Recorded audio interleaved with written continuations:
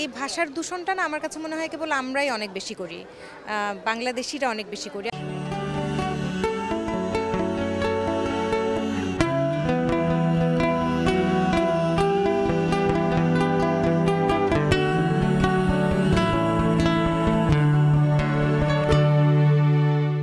ছেলে আমার খুব সিরিয়াস, কথায় কথায় হাসে না। জানেন দাদা, আমার ছেলের বাংলাটা ঠিক আসে না। ভবানীপ্রসাদ মজুমদারের কবিতার লাইনগুলোর মতোই অনেকটা বলা যায় যে আমরা আজকাল বাংলা বলাটাকে অজ্ঞতা মনে করি, আর সেই কারণেই ঘটে ভাষা বিকৃতি। তবে চলুন আজ জেনে নেওয়া যাক ভাষা বিকৃতি ঠিক কিভাবে দেখছেন। আপনাদের সঙ্গে আছি আইরিন আয়াত।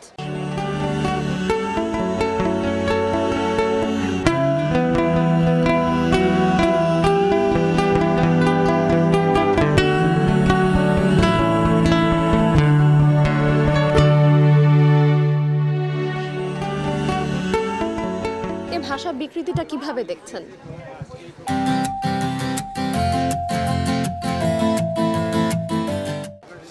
ভীষণ বেদনার্ত হই, কিন্তু হয়তোবা সেটা অনেক সময় অন্যের অনুকরণে হয়ে থাকতে পারে, কিংবা একটা সময়ের প্রভাব সেখানে কাজ করতে পারে। যে সকলে তো বলছে, এটাই তো মনে হয় এখন চলনসই হয়ে ওঠার একটা মাধ্যম, যে আমি বাংলার ভিতরে ইংরেজি, কখনো কখনো হিন্দি শব্দ আমি প্রয়োগ করতে শুনি।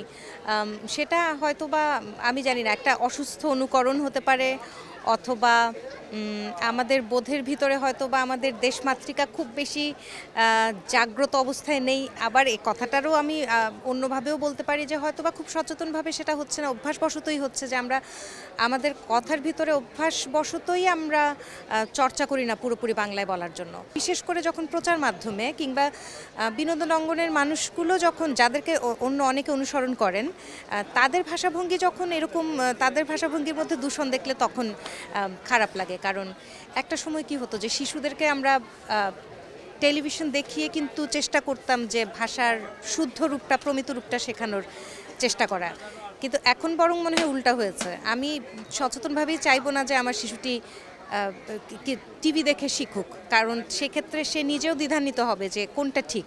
একজন বাঙালি হিসেবে আমাদের ভাষা নিয়ে একটা গর্বিত ইতিহাস আছে, তো আমাদের উচিত প্রমিত বাংলা ভাষাটা ছোটোবেলা থেকেই শেখা।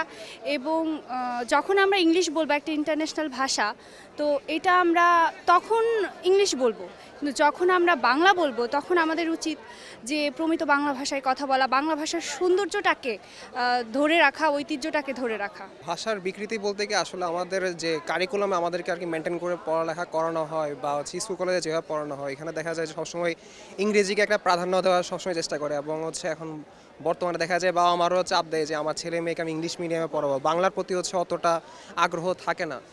তো আমার কাছে মনে হয় কি যে বাংলাটাকে যদি আমরা একটু ফোকাস করে আমরা লেখাপড়াটাকে কেন্দ্রিক করি। এবং আর বাইরের দেশে দেখা যায় যেমন যাদের যেমন চীনের মধ্যে মানে চাইনিজ ল্যাঙ্গুয়েজকে তারা প্রাধান্য দেয়, তারপরে রাশিয়ানতে গেলে রাশিয়ান ল্যাঙ্গুয়েজকে প্রাধান্য দেয়, ফ্রান্সে গেলে ফরাসি ল্যাঙ্গুয়েজ প্রাধান্য দেয়। তো আমরা যদি আমাদের মাতৃভাষায় আমাদের পড়ালেখাটাকে আর একটু ফোকাস করতে পারি, তাহলে আমাদের যারা নতুন প্রজন্ম তারা শিক্ষাক্ষেত্রে বাংলাকে প্রাধান্য দেবে, এবং এই যে বাংলা ইংলিশের সংমিশ্রণ, এই জিনিসটা আস্তে আস্তে ওইখান থেকে কমে আসবে।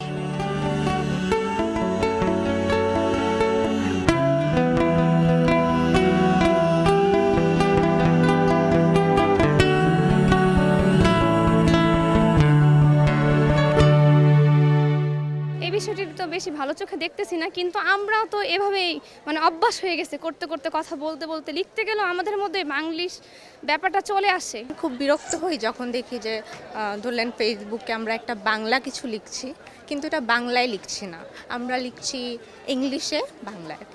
ওইটাও আমার খুব বাজে লাগে। ওরকম কথাবার্তায়, হ্যাঁ, আমি নিজেও কথা বলার সময় ইংলিশ চলে আসে, ইংলিশ ভাষা ওয়ার্ড চলে আসে, কিন্তু হ্যাঁ, আমার মনে হয় আমাদের আসলে প্রপারলি বাংলাটা মেনটেন করা উচিত, যেটা আমি এখন করতে পারছি না।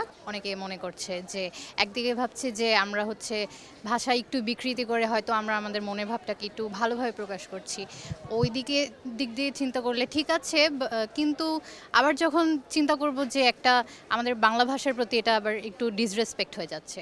সো আই থিঙ্ক যে ভালোবাসাটা ভাষার প্রতি একটু বাড়ানো উচিত। এটার জন্য আসলে সরকারিভাবে বলেন, বিভিন্ন শিক্ষা প্রতিষ্ঠানে বলেন, আমাদের নিজেদের উদ্যোগে বিভিন্ন আর কি মানে অংশগ্রহণমূলক শিক্ষার্থীদের বিভিন্ন কার্যক্রম পরিচালনা করা আমি মনে করি যে দরকার।